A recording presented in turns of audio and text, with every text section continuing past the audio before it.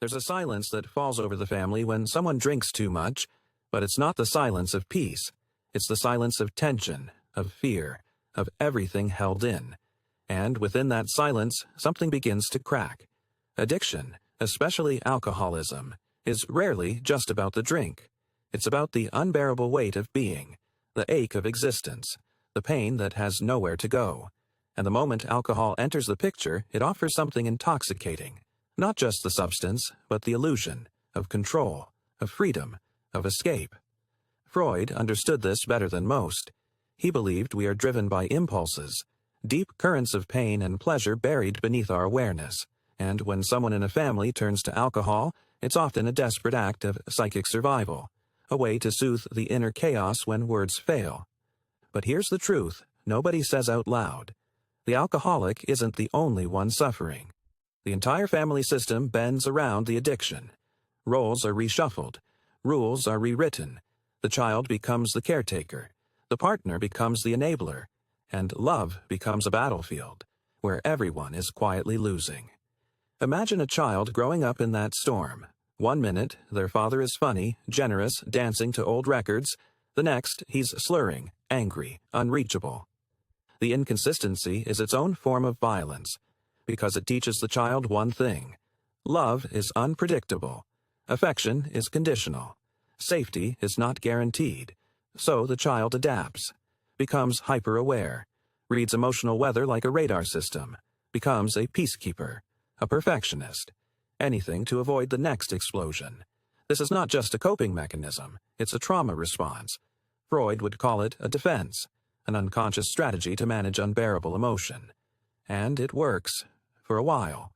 But the body keeps the score.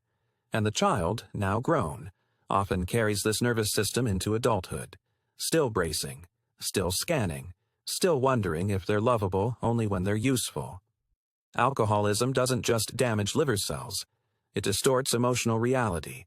It whispers lies, that pain must be hidden, that anger is dangerous, that love requires suffering. And so begins the intergenerational cycle. Because the child of an alcoholic learns not just to survive, but to recreate, to chase unavailable love, to numb pain instead of naming it, to feel guilty for having needs. Until one day, if they're lucky, something breaks, or awakens. The realization hits. This pain didn't start with me, and it doesn't have to end with me either. That is where healing begins, not with blame, but with clarity, with the courage to look back and say, this was not love, this was survival, and I'm ready to choose something different. Sometimes the most powerful legacies aren't material, they're emotional. And in families marked by addiction, this inheritance is almost always invisible, but devastating. A child who grows up in an alcoholic home doesn't just inherit genes. They inherit silence, suppression, the art of pretending everything is fine. They learn to smile when they're crumbling, to shrink their needs, to apologize for existing. And this becomes their normal. Freud once said that what we repress does not disappear, it returns. In symptoms, in dreams, in compulsions, in choices that feel like fate but are actually repetitions.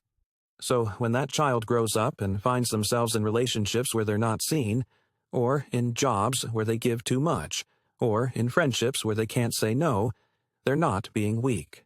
They're being loyal. Loyal to a pattern that was encoded in them long before they had words for it. Because love, even painful love, becomes a blueprint. And the nervous system doesn't crave peace. It craves familiarity. This is why so many adult children of alcoholics find comfort in chaos. Why they might fall in love with someone emotionally distant, or feel restless when life is calm. It's not because they're broken. It's because their inner world was wired to expect rupture. To them, unpredictability is love. Anxiety feels like home. And here's where it gets even deeper. Many of them don't drink, but they inherit the emotional hangover. They may avoid substances, but they still seek escape. Through overworking, people-pleasing, self-criticism. They punish themselves with perfection, starve themselves of rest, chase approval like oxygen. Because at some point, they learned, to be loved, you must perform. To be safe, you must disappear. And in this performance, they lose sight of who they are, not because they're empty, but because they were never taught to exist without a role. Freud believed that healing requires remembering, bringing the unconscious into consciousness. But remembering hurts. It's easier to distract, to stay busy, to say, "It wasn't that bad," to protect the family myth at the cost of your own truth. But here's the paradox. The moment you stop protecting the people who hurt you, you begin protecting yourself. And that's terrifying, because for many, loyalty to family feels like love. But real love doesn't ask you to bleed for it. Real love doesn't silence you. Real love makes space for your truth, even when it's uncomfortable. So if you're beginning to question the stories you were told, if you're starting to grieve the childhood you never had, that is not weakness. That is awakening. The inheritance ends with awareness. You don't have to become what raised you. You can choose presence over performance, truth over illusion, and connection over control. The most dangerous wounds are the ones you normalize. You grow up thinking it's normal to walk on eggshells, normal to over-apologize, normal to feel guilty for needing rest, love, or space. But it's not normal. It's survival masquerading as personality. The child of an addict doesn't just inherit pain, they inherit a template, a way of relating to the world where love equals labor, where self-worth is measured by usefulness, where exhaustion is a badge of honor. And this template becomes internalized. It becomes a voice. It says things like, "Don't be a burden. Try harder. You're too much. You're not enough."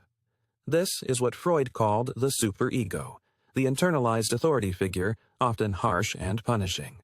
It's the echo of all the moments you were dismissed, ignored, or shamed. And it doesn't rest. It criticizes when you speak up. It scolds when you relax. It whispers that safety lies in silence and overachievement. And it sabotages you. Because even when life gets better, even when you're no longer in survival mode, that voice keeps you small. You turn down opportunities. You don't ask for help. You avoid intimacy, not because you don't want it, but because some part of you still believes you don't deserve it. This is the emotional hangover, and it doesn't go away with time. It goes away with truth. Because healing doesn't mean never hearing that voice again. It means no longer obeying it.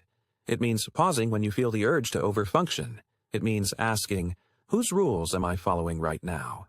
It means offering yourself the care no one else gave you. And here's the radical part. When you break the cycle, you don't just heal yourself, you heal backwards. You start to see your parents not as monsters, but as wounded children too.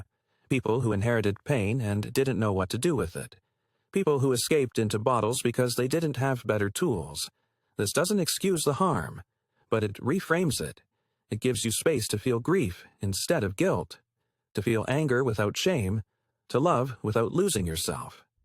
Because the goal is not to fix the past. It's to stop letting it control the present.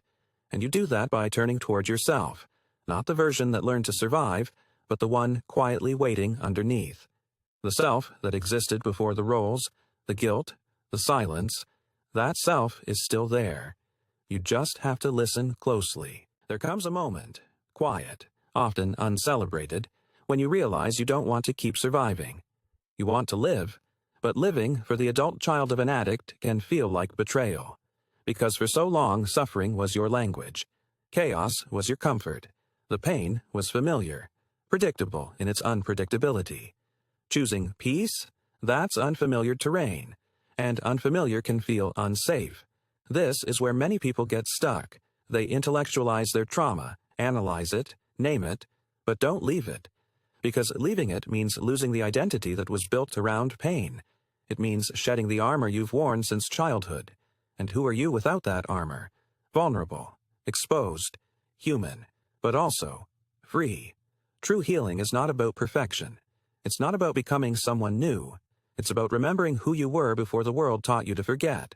It's about reclaiming joy without guilt, rest without shame, connection without collapse. This is where the work turns inward, where you stop fixing others and start tending to yourself, where boundaries become acts of love, not punishment, where rest becomes revolutionary, where no becomes sacred. You begin to speak to your inner child, the one who watched too much, felt too much, carried too much. You say, I see you. I believe you. I'm sorry you had to do this alone. And then, you take their hand and show them something new. Not perfection, not performance, just presence. You show them that home is not a place, it's how you treat yourself.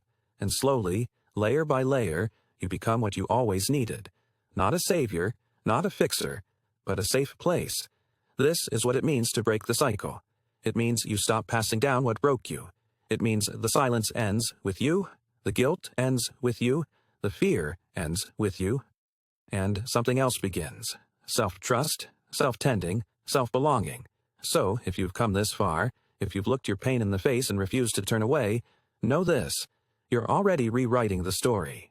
You are not the legacy of addiction. You are the author of your own ending. Let that ending be soft. Let it be honest. Let it be yours. Because healing is not a return to who you were. It's the arrival of who you're meant to be. And now, you're home.